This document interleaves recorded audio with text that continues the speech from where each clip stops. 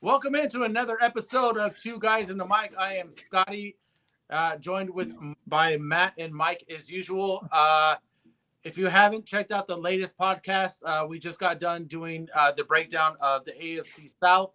That was part two of our 8-part special, breaking down each divisions leading up to the start of the NFL season. Today we are doing our All-Star Break MLB podcast. We're going to go over some trade candidates, disappointing players who are picked so far in the first half of the season as far as AL, NL MVPs. And so that's kind of the stuff that we got going down on this podcast. Also, if you're not subscribed, please subscribe down below. Just click that button. That's all you need to do. Nothing more after that. Also, if you're into wrestling, we have our Triple Threat Wrestling podcast ran by Lucky and his crew. Go give them a shout out and a like. You can also follow us on TikTok at Jim10 Sports, and that'll give you all the updates as far as what's dropping and what we have going on for the future. So with that, guys, let's just jump right on into it. Let's start off with these MVP candidates that we're going to throw up here. We all decided to go ahead and discuss our top 3 candidates. So we're starting with the AL. Obviously, I'm pretty sure all 3 of us are going to have the same guy, Ohtani. With Ohtani, here's the thing about Ohtani. I don't think he even needs his pitching stats to even help him with the MVP standings as far as being the lead candidate in the AL. I mean, the guy leads the MLB in OPS. He's second in RBI, leads the MLBs in home runs. He's third in runs scored in the AL, sixth in batting average, third in hits. He's now walking. He's the top 10 in that as well at 6th. He even has double digits in stolen bases, and he's third in on base percentage. I mean, I don't know what more you want out of an MVP player. But with that said, because I don't want to spend too much time talking about Ohtani because not much needs to be said. He's going to end up winning as long as he stays healthy. What I want to know is who are your guys' number 2 as far as the MVP standings go? Go ahead, Matt. You want me to go? I got Luis Roberts from the White Sox at 2. Mike? I actually have Bo Bichette. Bo Bichette, solid first half of the season. He's second in AL in batting average. He's batting .317. He's on pace for 30 home runs, over 100 RBIs. I mean, solid season from him. Yeah, and he's actually right now he does lead the AL in hits, and he'd actually, if he does, that'll be his 3rd year in a row. My number 2, I got Randy Arozarena from Tampa Bay. He's having a great season, top 10 in OPS, home runs, RBIs, runs scored, walks. He does have double digits stolen bases, which seems to be like everyone's able to do right now. He's also second in on base percentage, believe it or not. He's actually second at .388, so he's having himself a very solid season as far as that goes. Tampa Bay, of course, is having the great season. He's one of the reasons why. So that's our number 2. Now, who do you guys got at number 3? I got Corey Seager. I mean, I know he doesn't qualify because of the amount of games. He only played 59 games, but I mean, through 59 games, he has 84 hits, 41 runs, 12 home runs. He's batting .353, .413 on base percentage, .613 slug, and an OPS of 1.026. But I mean, if he qualified, he would have been my second guy overall behind Ohtani. But I mean, we all know Ohtani's gonna get that MVP award. So yeah, Mike. I got kind of a dark horse here. Adolis Garcia from Texas. Batting average is low. He's only batting .261 right now, but his other stats are there. He's right in the mix with doubles of everybody else. He's got 20. The leader's got 31. Most everybody else is right around the mid-20s. In doubles, he's got 23 home runs right now, 75 RBIs. Strikeouts are a little high. He's got 98 right now through the first half. But could be a dark horse, if he's got a solid second half. Yeah. But at this point, I mean, it's Shohei's MVP to lose. Yeah. For my third, I have Bo Bichette. Is who I got is my 3. He barely squeaked in there. Matt, I do like the Corey Seager pick. I know he was hurt and he's missed some games, Yeah, but hampered by the he's hammy. played at an Mhm. MVP level. So, I mean, I didn't think about adding him because he doesn't have the games as far as being able to be a candidate for that. But by the end of the season, if he stays healthy, he could. Now, obviously, he's not going to beat Ohtani, but I would like to see where other people vote him in. Okay, so that kind of takes care of the AL. Let's go ahead and jump into the NL. So again, the NL I feel like is another Unanimous. It's pretty obvious MVP. Yeah. I'm pretty sure we all put Acuna as the number 1, as he should be. I mean his stats. He leads the NL in OPS. He's second in batting average, 8th in home runs. He's 11th in RBIs, which is actually pretty weird if you really think about it, because he is a leadoff guy. Not going to get 100 RBIs, but with this Atlanta lineup being the way it is, even on the backside, he does have more opportunity than other leadoff batters to get the RBI. So he could end up cracking top 10 in that. He leads the MLB in runs scored. He's second in hits. He's 13th in walks. He's first in stolen bases in the National League, and he's third on the on base percentage at 408, which is an outstanding on base percentage. So that's obviously our pick. Unanimous pick. And by the way, he's cut down his K rate by like 10% from last year. That's what's more impressive, to get on base and taking his walks. And I love that about him. Last year he was always pressing, trying to get those extra hits and trying to get on base and get those hits. But I like how he's taking his walks and taking his bags when he needs to. And first player in history before the All-Star break with 20 plus home runs, 40 plus steals, and 50 plus RBIs. That's amazing. You guys think he's going to do the 30-70? I was saying 40-70, but I don't know if he's going to get the 40. 30. I think 30-70, yes. For sure, 40-70, I think, is a little bit tougher to reach. He'd need to get his home run rate up, but you know how he is. He can get hot and he could fire off, 9-10 home runs in a couple of week period. So he's going to get that 30-70 pretty easy. Yeah, 30-70, I think for sure. I think he's probably closer to a 35-70 than he would be a 40-70 though. Yeah, I agree with that, Mike. I think a 35-70 is pretty realistic for him to get. And it's going to be exciting to watch him play. And I mean, he's what, 25, right? 25, I believe. Let me bet that. He's either 24 or 25. Either way, he's 25. He'll turn 26 in December. Yeah, he's just coming into his own. He's just starting his own. So this is what Acuna is going to be for possibly the next 8 to 9 years. I mean, well, go back and look at his history. What he did back when he was a rookie.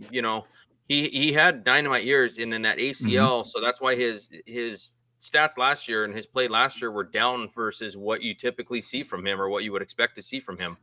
Yeah, it's that an injury like that, whether you're over it or not, it's still in the back of your mind. Yeah, no, I totally agree with that. So who's your guys' number 2 then? We'll start with Matt. Who you got? I have Corbin Carroll at 2, right behind Acuna. He's having a great season. He didn't play enough games last year to qualify as a rookie, so technically this is his rookie season. But man, this kid is dynamite. I watched that Braves and Arizona game, and it was this guy was flashing, man. And what is he? He's 86 games, 63 runs, 89 hits, 18 RBIs, 26 stolen bases. His OPS 915. He's an all around guy, and he plays all around the outfield. No, he's not just one. He plays left, center, right, plays it all. So I have him at 2, right behind Acuna right now. Kind of like Bo Bichette. Both him and Bo Bichette are not even in the top 25 in their league walks. That is something I would like to, and I think that comes with being a guy and trying to help carry your team by you want to get on base by hits instead of realizing that, hey, you know what, doesn't necessarily have to be a hit. I can get on. So hopefully he learns to make that adjustment as well. Mike, who you got?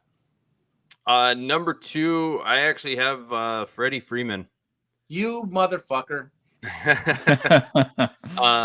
He's as well. He's just his career. He's consistent. He's always up there and always in the MVP talks. Always. Yeah. He's number 3 right now in NL in batting average. He's batting 320, 17 home runs, 61 RBIs. His strikeouts are very respectable. He's got 70 strikeouts right now, and 40 walks. So he's right there. He's always in the conversation. I think he's just so consistent that it's almost expected from him. And I guess you could say he's kind of overlooked sometimes in some of the in some of the conversations, just because you're so used to him being there, and it's just consistent.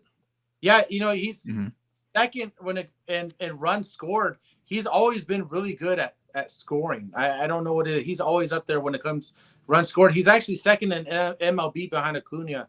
He's 7 runs behind Acuna. He's got 72. Acuna has 79. Even his home runs, it still ranks 15th in the NL, which is respectable. Take that. He's got 40 walks. Stolen bases, he's actually has 12 stolen bases. He had 13 last year. So he's already gonna beat that here, just going after the All-Star break. We could see 20 stolen bases from Freeman, believe it or not. We could end up seeing it. Do you real quick, do you attribute the upticks in stolen bases to the bigger bases? Oh yeah, for sure. Yeah. No, not necessarily the stolen bases, but knowing when the pitcher's going to have to pitch, knowing that when he throws over a couple times, he's not coming at you. You know what I mean? So you can extend your lead even more. You can do whatever needs to be done. Yeah. So stolen bases are up all over the place. So we'll see what what accumulates to. We'll see if maybe we could look into that, Mike, at the end of the year. Let's at the end of the season, let's add up the stolen bases in the MLB this year compared to last year to see if there's a significant jump. So, Mike, who you got at number 3? Number 3, I actually have a diamond in the rough on a absolute shit team in the National League. I have Nolan Arenado. Okay. Why? He's batting. Right now he's batting 283. 19 home runs, 62 RBIs, 66 strikeouts. He's only got 26 walks. OPS is 850. And what was the other one? Runs are a little low, 43 runs, but that's due to the Cardinals offense. Exactly. He's by far probably the best offensive player that they have on their team right now. Yeah. Matt, who you got? Who are you looking at right now? I got same thing like Mike. Another diamond in the rough, but a guy on a shitty team. I got Tatis at 3. Fernando Tatis, Tatis. Consistent since he's come back. Not bad for being out of baseball for basically a year. And he missed 19 games due to the suspension. If he was here the whole season, who knows what. But from June 1st to July 5th, he's batting 341, 409 on base percentage, slugging is 621, and his OPS at 1.031. 7 home runs, 9 stolen bases. Like this guy's he's an elite talent. It's just the whole situation from last year it rolled over to this year, kind of slow start. Well, on a bad team. If he was on a better team, or the Padres playing up to their, to where they're supposed to be playing and projected to be playing, he would be in the MVP race. Still behind Acuna, but he would be second for me. Yeah. Well, to go back to the whole steroid thing, he swears up and down that was a cream, right? That it was an injury or whatever. Now, do you guys remember when Christian Yelich got into trouble for steroids? How much changed after that? The one thing to say about Tatis is his production has not changed. No. At all. That 409 on base percentage would be first in the NL. Yeah. If that season, it would be 0.001 higher than Acuna. So Actually, wait, no, I lied. Actually, it would be second. It would be second. I lied. But either way, that would still be good. But Still phenomenal. Yeah. going back to the whole steroid thing, maybe he was actually telling the truth. I know a lot of guys that bullshit and this and that, but the fact that Yeah. nothing has changed for him, everything's still exactly the same across the line, makes me think that he might have actually been someone that was, telling the truth as far as that goes. So you guys got anything you want to add to that? No. That's Okay. it. So next subject is we're going to jump into our top 5 players to be traded. These are just guys that we think are going to end up being moved at some point that are going to really help other teams with depth, maybe helping them out of a weak spot, maybe someone due to injury. So I'm going to run down my list real quick and just give you guys some stuff. So my number 1 actually is I believe the Mets are going to end up blowing everything up. I think they're going to go ahead and trade everyone, and I think it's going to start with Scherzer and Verlander. I think either one gets traded or they both get traded. If I'm the Mets, I'm going to try to unload both. Let's go ahead and open up the books. Let's get some of this money off the table. Now, they might end up having to eat some of this year's salary, but if I'm the Mets, I mean, they're both out of their prime. They're aging. Now, Verlander has pitched better as of late. He's gotten his ERA down to, I think it's like 3.56. But Scherzer is carrying an ERA over 4.5, which he hasn't done since his rookie season. He's still striking guys out at a super high rate, but both their walks are up, and that's not going to help you. When you're a pitcher who's not used to walking guys and having extra people on base, that can end up affecting you. You know what I mean? So I just don't see the Mets turning this season around. It's just not going to happen. And I can see both of them going. So, we'll see about that. Mike, one of your MVP candidates, I got Nolan Arenado being traded. I think St. Louis ends up realizing that they're on the wrong side of things, especially looking at the Reds and what they have going on, their young talent. You're not going to keep up with them if you're the Cardinals. You were already expected to win the division. Instead, you're one of the worst teams in the NL. They're 11. They're 11 and a half out of that division right now. Yep. And you could maybe see Paul Goldschmidt go, but I think Arenado is going to be the people call most about. Like Mike said, he's having a great year. Now, a surprise one that you guys might think is surprising, as I got Cody Bellinger on the list. I know he just signed that contract with the Cubs, but I think he's not doing anything crazy. He's hitting 298. He's got 9 home runs, 29 RBIs. But I don't think it's going to take a lot to get him. You know what I mean? And in his average is good, but he doesn't have anything for RBIs or the home runs. But he is a defense. He's good defensively. So as long as he's dropped his K rate down, he's hitting for average. He plays good defense. Going into the playoffs, that's what you want. I would take the guy that's going to give me good batting average in the playoffs than a guy that maybe might hit that big home run. Might happen, might not. But at least a guy who's hitting for average, is going to constantly put in the ball in play, can maybe save a run or two defensively. I'll take that when it comes to the playoffs. But he has a $12 million mutual option. So whoever trades for him, if he wants to stay and they want to keep him, it's only going to cost him $12 million. I don't think that's too crazy. Now a couple other pitchers. Shane Bieber. I know the Indians are in first place. They're 46-46. But if someone comes knocking on my door for Shane Bieber, and offers me a good enough package, I'm probably going to sell. I just don't think it doesn't matter who wins that division. They're not getting out of the first round of the playoffs. Yeah, you'll win the division and that's it. No, but now Bieber now he's only 28, so he's just like in his prime for pitching. Now he does have a 3.7 ERA, which is his highest since his rookie year. But he's not a free agent till after 2024. So he's still going to be around for a little bit. You still have him for another year. Josh Hader, I think, Matt, you had talked about him. Yeah. His ERA is like, what, 1.08? 1 point. Yeah. I mean, this dude, if the Padres end up not turning things around, I think he ends up going. They got him pretty cheap, so it's not that big of a deal. They didn't give up too much. Now, one other guy I do want to mention, I know this is 6, is Reed from Oakland, the stolen base hitter in the MLB. I think he could be moved. I think a team could use him. He's hitting 257. That's pretty much what you expect out of just some guy with a bunch of speed. He only has 1 home run, but he's got 43 stolen bases. And he's been hurt the last, I think, 10 days. I think he missed like the last 10 games. So that number could be like 45, 46. But I might come knocking on the A's door to see what they would want for some speed.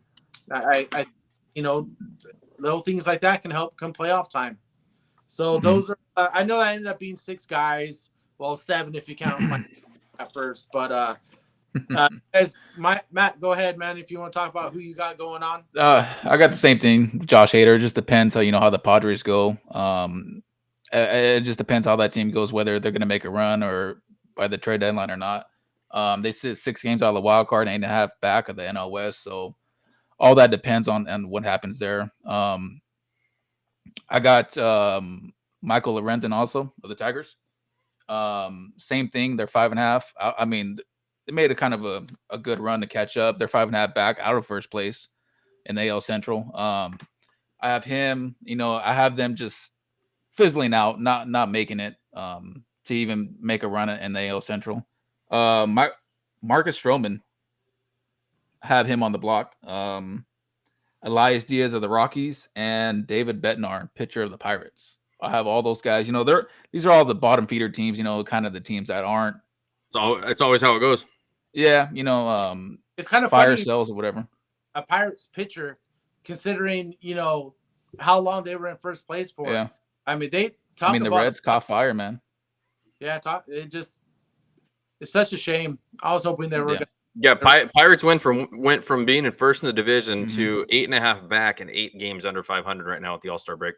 Crazy. Yeah, David Bednar. I mean, this guy's an all-star, man. One of the top closers in the league, and he can be a good little trade piece for one of these contending teams in the MLB to make a run in the playoffs. So that's my 5 right there for the list.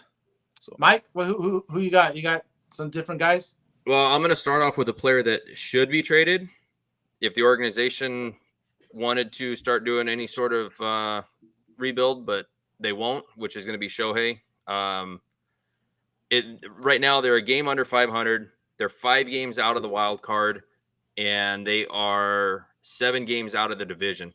You have Trout hurt right now for what? Probably 6 more weeks at least. Yep.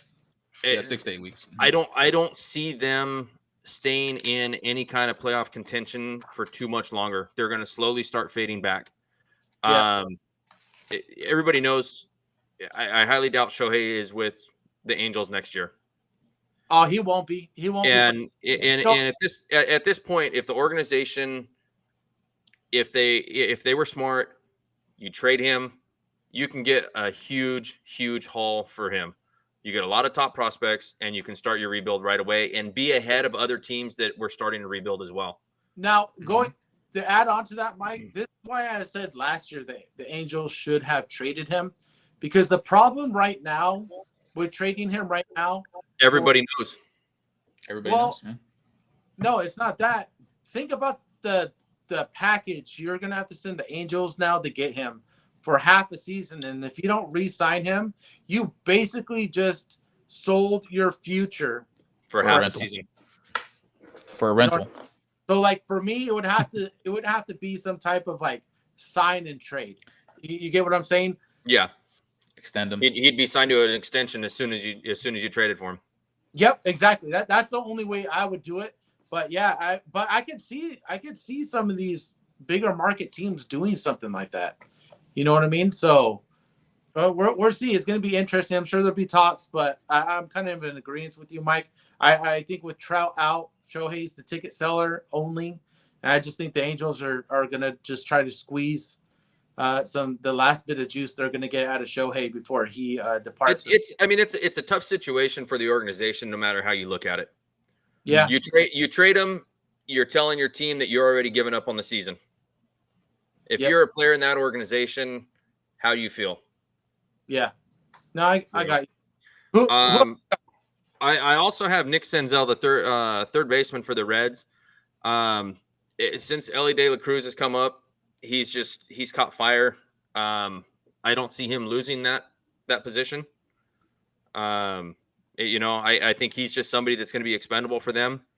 Tyler O'Neill from the Cardinals, and then I actually could see the White Sox having a huge fire sale. Everybody knows people want arms. They want pitchers for the playoff pushes and the postseason. Mm-hmm. There are 4 pitchers with the White Sox that could get traded, that I could see getting traded. Dylan Cease, he's under team control for another 2 years through 2025. He was runner-up in the Cy Young last year. I could see somebody wanting somebody like that. You got a solid arm. You still have control for him for another year or two. What he brings to the table. Joe Kelly, we all know who Joe Kelly is. I'd love for the Braves to trade for him. Lance Lynn, you get a veteran arm. And then the other one is Lucas Giolito. Yeah. Another pitcher there. So I could see them, the Yankees doing a fire. Or, I'm sorry, Yankees. The White Sox doing a fire sale. They're not going to make the playoffs. They're 8 games out of their division, and they have the worst division in the American League. Just like you said earlier, whoever wins that division, that's all you're going to get. You're not getting out of the first round. Yep. That's who you got, Mike? Yep. Okay. All right. So moving on to our next. So you guys go ahead and give me these teams together. So I want one team that's in the playoffs right now that you think will not end up being in the playoffs, and a team that's looking from the outside that's going to end up getting in. So Matt, we'll start with you. Who do you see getting knocked out? Who do you see taking their place? Team in the playoffs right now I see getting knocked out and not making it is the Miami Marlins. They have the 4th hardest remaining strength of schedule. I just don't think that this can continue. I mean, I've said it on the podcast earlier in the season that their one run win game total is 22-7 at the All-Star break. I don't see that lasting. I mean, it's just their pitching. Alcantara is not himself. I mean, I know they have Yuri Perez. They have young arms out of that Braxton Gary, but I see Arias taking a step back a little bit, cooling down a little bit more than what he has been prior to the All-Star break. So I see them missing it. And team out of the playoffs that are going to make it, I went with the Yankees. If they can get Judge back with that pitching staff, I can see them getting in as a wild card team, even though they're like a game back right now, the wild card. So, all right, Mike, who you got? Team in right now that I have not making it is the Guardians. It's a coin flip right now in that division. They are negative in run differential, and I think Minnesota beats them out to win the division. Minnesota's got a plus 27 run differential. They've scored more. They've allowed less than Cleveland. Cleveland scored 365, Minnesota 380. Cleveland's allowed 372, and Minnesota's only allowed 353. I just think Minnesota beats them for the division. I don't see Cleveland going in. Team that's in that I see missing is the a team that's out that I see making is the Phillies. They've with as hot as the Braves have been over the last month, Phillies have been right pretty close to them. So I mean they're climbing up all the charts right now. They're only a half a game out. They're half a game behind San Francisco. If they stay healthy, I don't see why Philadelphia is not going to make it in as a wild card. Yeah. So I actually am kind of in agreement with you guys. So Matt, I picked the Marlins as well. One of the things is obviously their 1-run record. I don't see it staying like that. Mhm.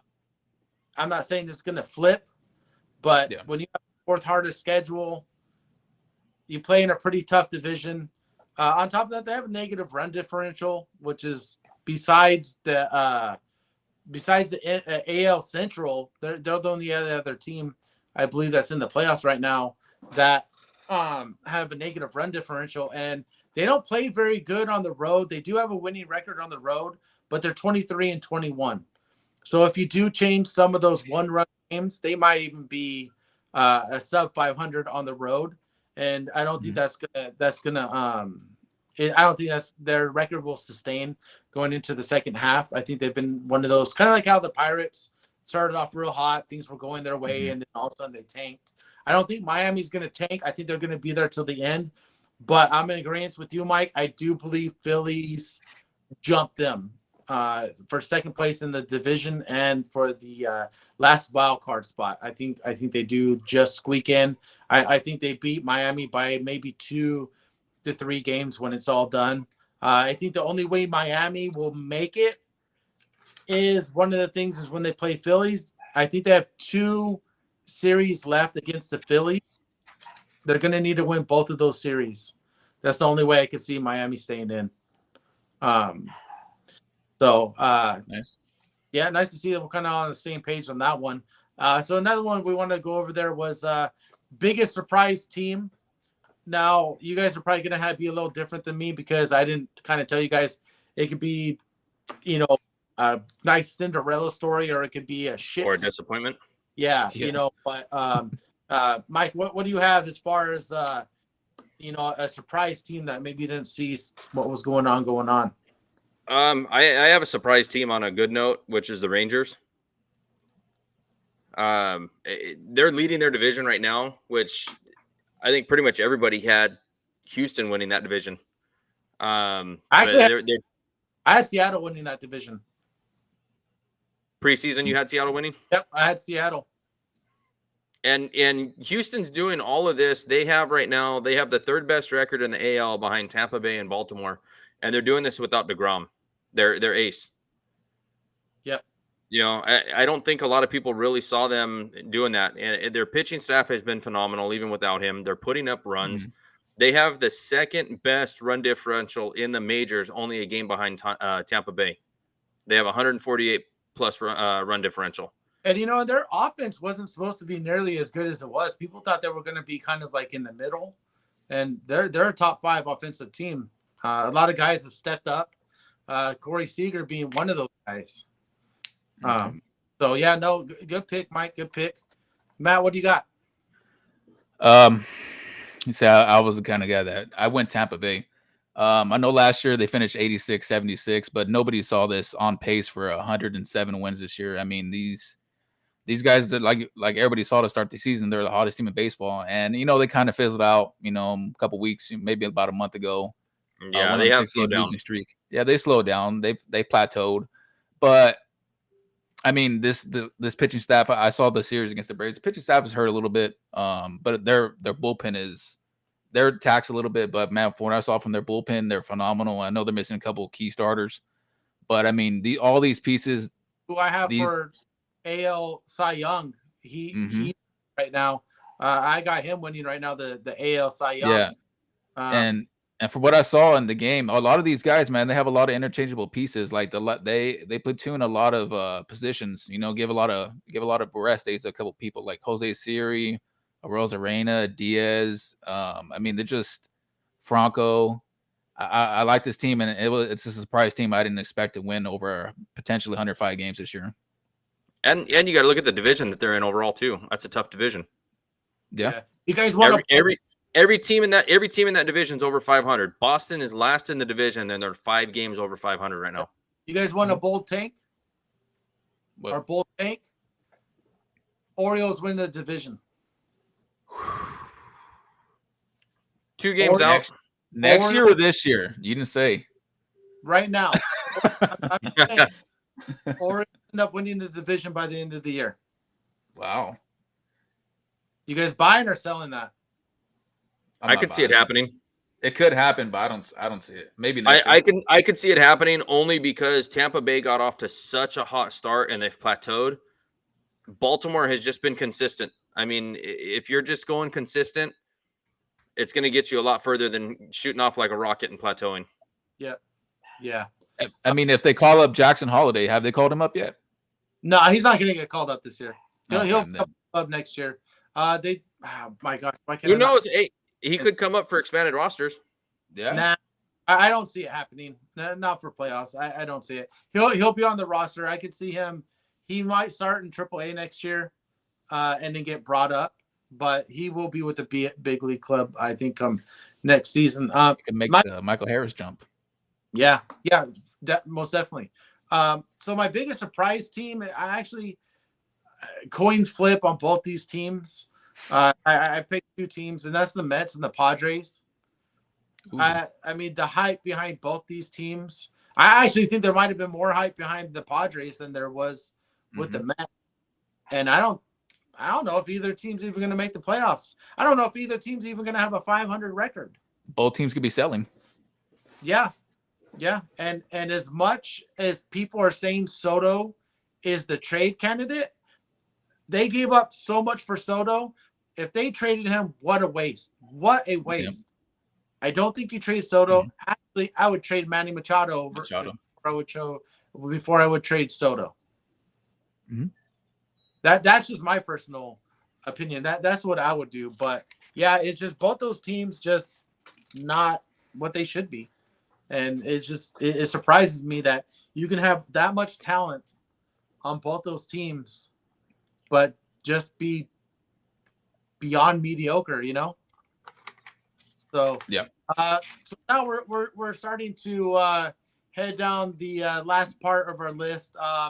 So we're gonna go over our top three most disappointing players, and then we have one more subject after that, and that'll wrap up this podcast. I'll go ahead and start with this one since you guys have been starting. So the top three most disappointing players I have on my list. The number one I have on my list is Trey Turner. Okay. So let me read some. He's hitting 247, which is 103rd, which is ranked 103 in MLB. He's only got 10 home runs, which is 106th. He's got 32 RBIs, which is 144. His OPS at 687 is 130, ranked 133rd, and he has 95 strikeouts in 88 games played. Jeez. All right, they signed him to fix things in Philly, and instead he hasn't fixed a damn thing. You know, and one of the things about Trey Turner is that he's always swung at balls out of the zone.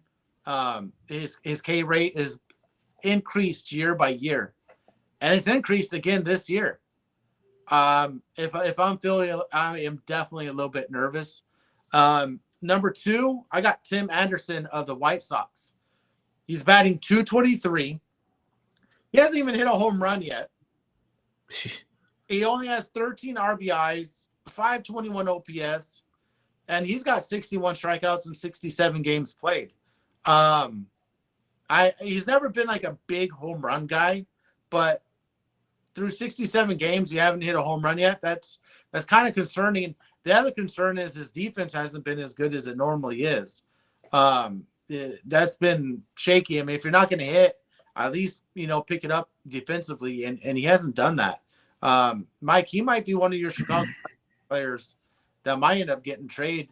I actually had him down on the list of the Chicago players, but I know pitchers seem to always be the hotter piece.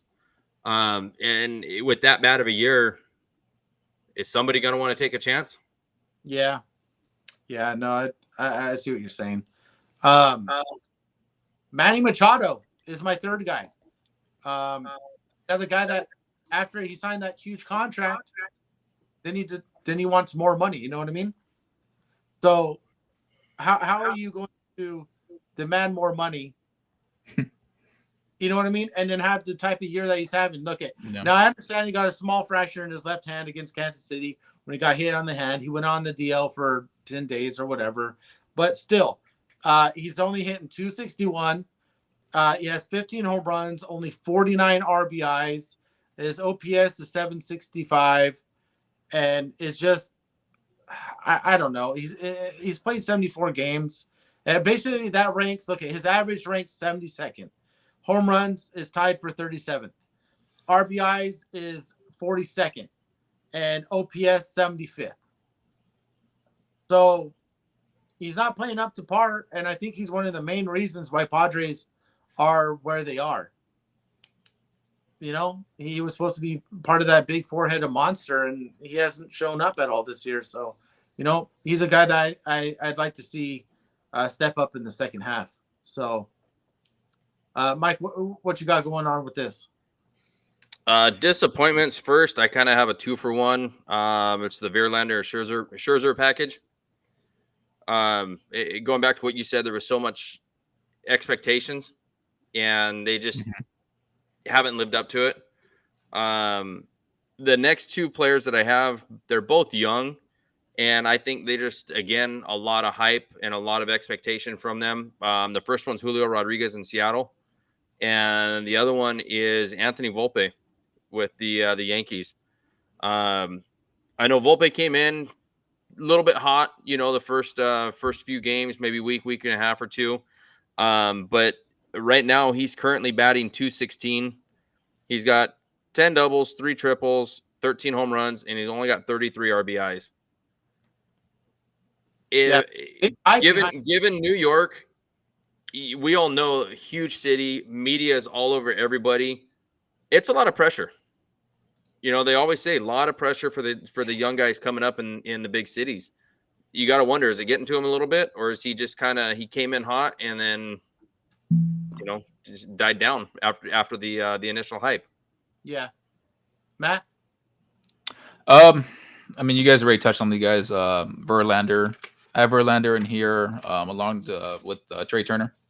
But I also put Juan Soto, based off of, you know, what he was coming from, you know, from Washington, what he was supposed to be for San Diego. He started off. It was an abysmal start to the season.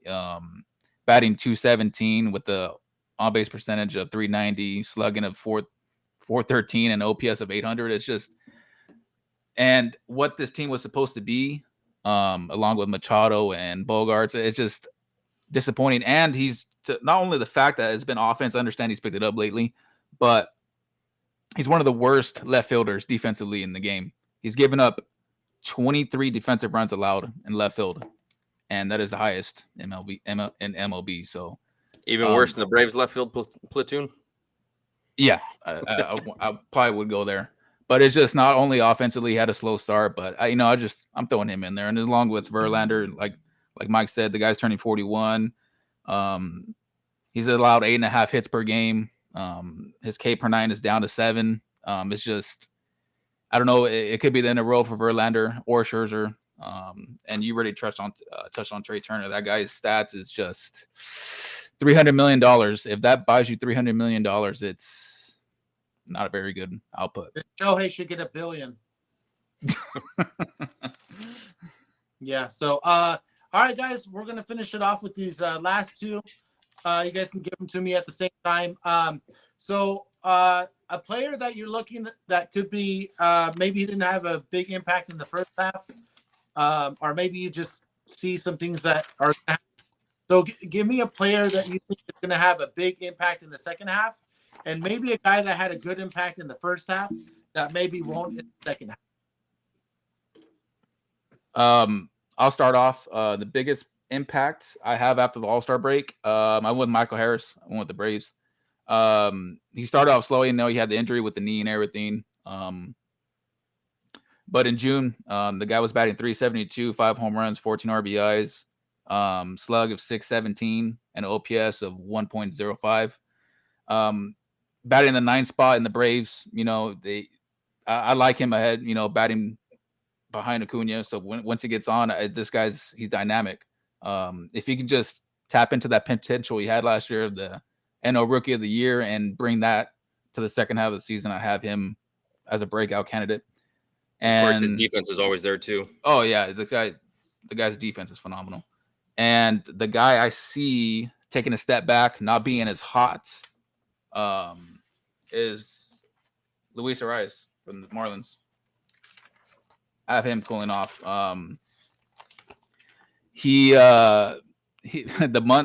Last month he batted 268, or the last 2 weeks of the season. I'm sorry, last 2 weeks 268. One of the worst defensive second baseman in MLB. I just see him taking a step back and see him cooling off, not even batting close to 400. I see him more of like, 340, 350-ish, towards the end of the season, which is still great, but he's not going to continue on that pace of batting close to 380 to 400. I don't see it. So I see him taking a step back for the second half.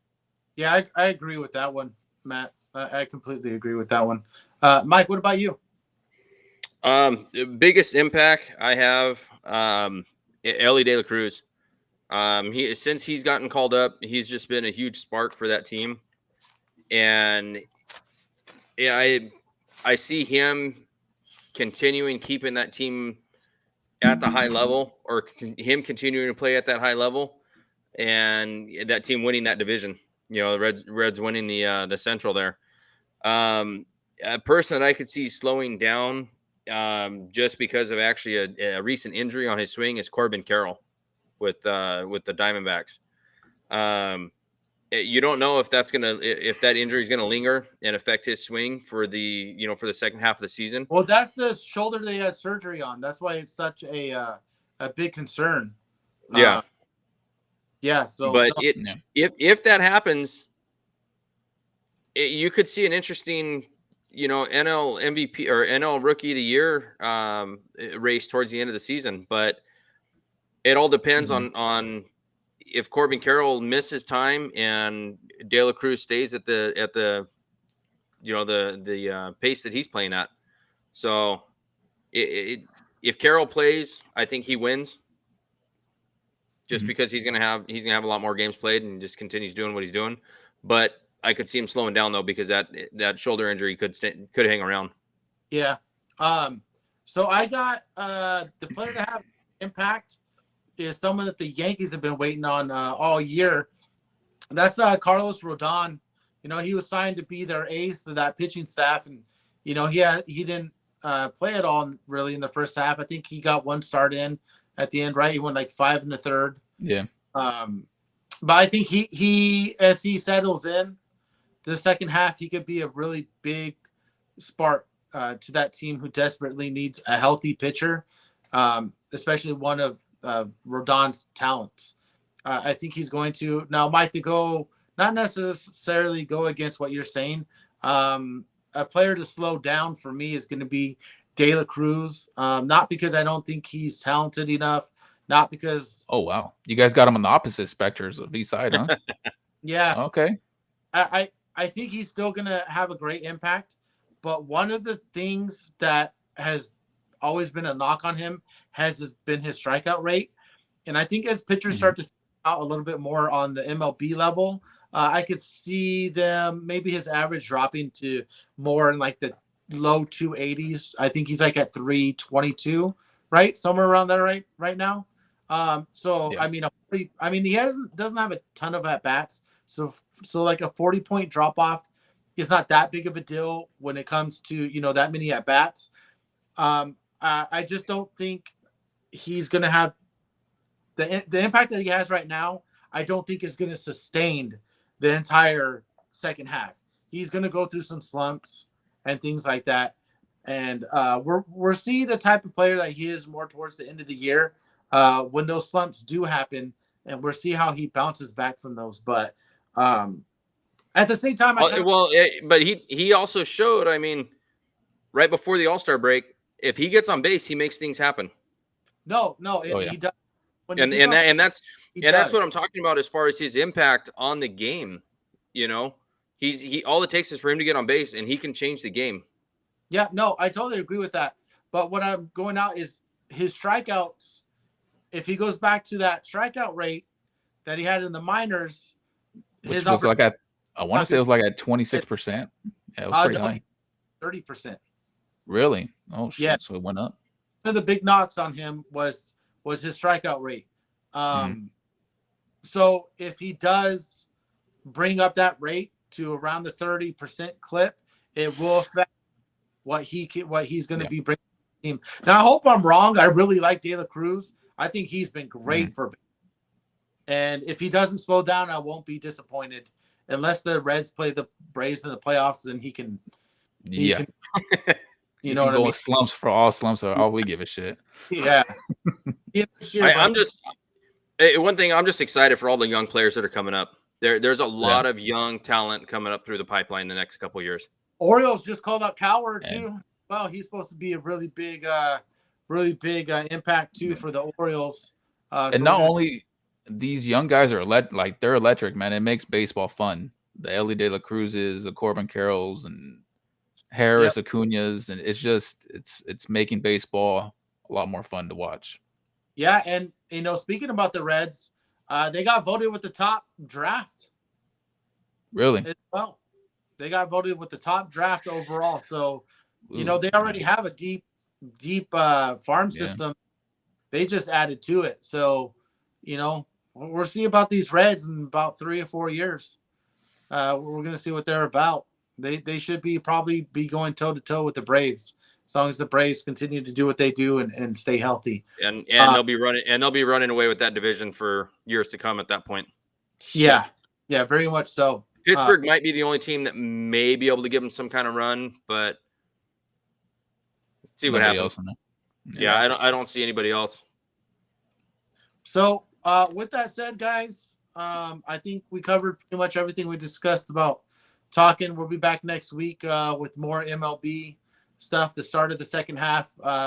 We do want to do, obviously, as you can tell by the hats, all Braves fans. We definitely want to talk a little bit more on the Braves. So we'll probably jump into that, talk about their first half and some things we'd like to see out of the Braves on the next podcast. But going back to the football section of our podcast, we'll be recording that on Sunday. We're going to be jumping to, we're jumping to the NFC North, right? NFC North. Yeah. Yes, sir. Right. NFC North. I don't know what the hell I was saying right now, but yeah. Jump into the NFC North, and we're going to be covering that, doing that divisional breakdown. So if you are a fan of Bears, Lions, Vikings, Packers, it'll be something that you're probably going to want to listen to. So, but Bears. Huh? I said Bears. Bears. Okay. But with that said, guys, good podcast. Good talking to you guys as usual. Yeah. And we will we'll see you guys on Sunday. Thank you everybody for joining in. Hope you enjoyed the show.